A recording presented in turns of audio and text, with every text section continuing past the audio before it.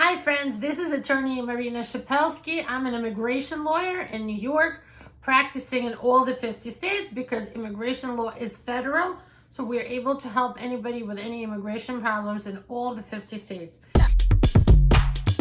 Today's video talks about the codes on the work authorization, and it's a really good way for me to explain which categories of immigration status people can even get a work permit. In other words, what category do you have to file in to get a work permit?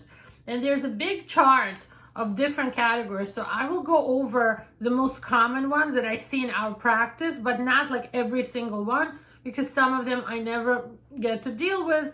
So I don't even know much about them and I won't discuss them, okay? Before I get into it, I invite you to become a subscriber. Give us a little heart to give me the indication that you like my video. Give me a little signal by giving me the heart, and I will make more videos like this, breaking down the most complex immigration issues into simple, understandable terms for you guys.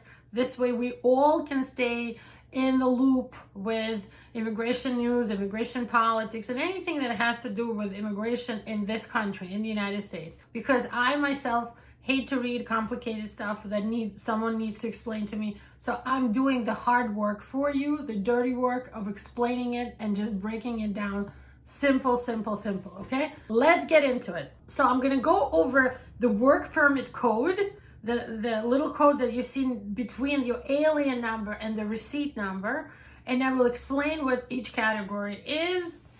And A03 is the code for a refugee. So somebody that has a refugee status. By the way, I came here as a refugee from the former Soviet Union back in 1989. So if I had to file for a work permit today, that's the category I would say, A03. A04 is for people who are paroled, allowed in here as a refugee. So they get a special stamp at the border when they're allowed to enter, and they get the refugee status at the border. If you are a K1 non-immigrant fiance and you just came in here, or a K2 child of K1, your work permit will say the category A06. But most people skip this. They get married right away and file for a green card. And as part of the green card filing, you're also allowed to file for a work permit. That code will be C09. That's for people who are waiting for a pending I-485.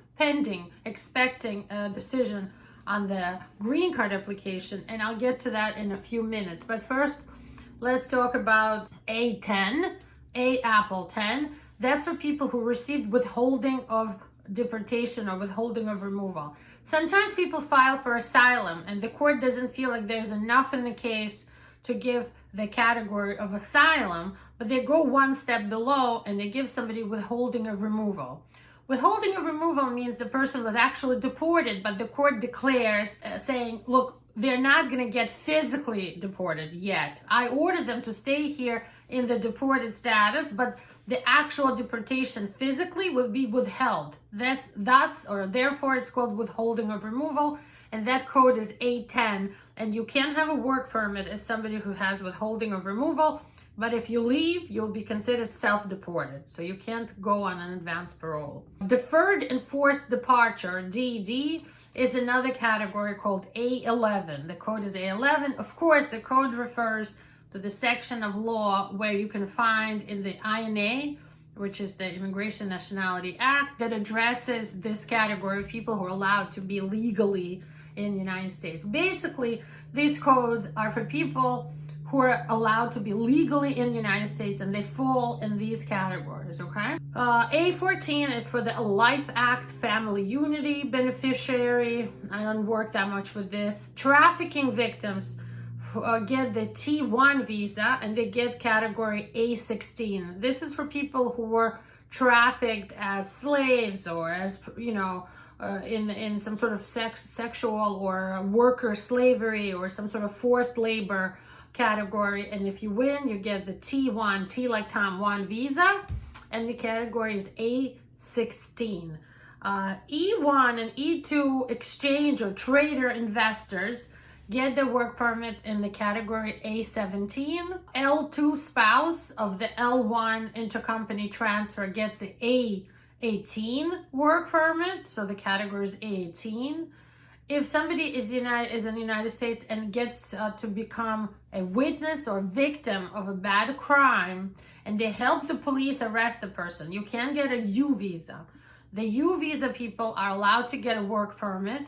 They get the work permit in the category A19. Their spouse, their kids, their parents, if the main person is a minor, or siblings get the category A20 work permit. People who are here on the F1 student visa and their school allows them to do the practical training when it ends, it's called OPT, get the permit in the CO3A category, and that's pre-completion of the OPT. Post-completion is C03B. F1 students offered campus employment for an international organization can do work permit under C03. I've done cases where people are in a student visa, they have the F1 student visa, and they have a severe hardship. Something is happening back home, they have to work. They can't not work. They have an extraordinary situation. Somebody is at home, maybe died, and there's no breadwinner. Something terrible is happening that's forcing them to have to get a job in America and stay in school. So there is a category like that.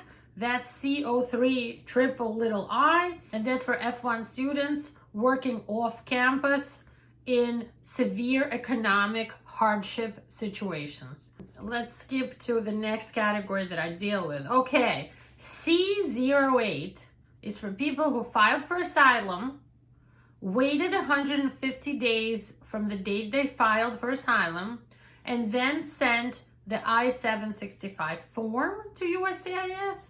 Then when they are approved, they get the C08 code on their employment authorization. Okay, so C08 is for people waiting for their asylum application to be interviewed, then to be in court, and so on. If you're filing for a green card through marriage, through family, through VAWA, through employment, through adjusting status through registry, or off the U visa, right? All those people are allowed to work while they're waiting for the green card interview and for the green card decision. That section will be C09. We do a lot of these applications. It's probably the majority of the I-765 work permit applications we send out. The C09 is a really common one. I'm gonna skip some of these others because we don't usually work with them, but the most important ones are at the very end. C31 is the person who was approved for VAWA, approved as someone who proved they were in a real marriage to a U.S. citizen, men and women, or a green card holder, but they were abused by the U.S. citizen or the green card holder spouse. If you can prove you were in a real marriage, you were abused, you're a good moral person, your VAWA gets approved, you get the work permit in the C31 category. And the final thing I was going to talk about today is C33. Okay, and last week we received the DACA renewal. C33 is a section of law that's for people who were approved for deferred action for childhood arrivals, or DACA for short. That's kids who were brought to the United States under the age of 16. They lived here for a certain period of time that law defines. They went to school here, or they can prove they went and got a GED, and they get a work permit and legal status through the C33 section. And also they cannot be deported. That's why it's called deferred action. Deferred action means they won't be deported, temporarily at least, for a few years, okay? This ends my video about basically all the legal categories that somebody can be here and work in the United States, and the codes for each of these categories that we frequently work with, and the work permits we get for people every week. If you have a really complicated immigration problem and you live in any state in America, we'll be happy to help you and work with you. Give us a call to find out more about your case. Take care, stay healthy and well.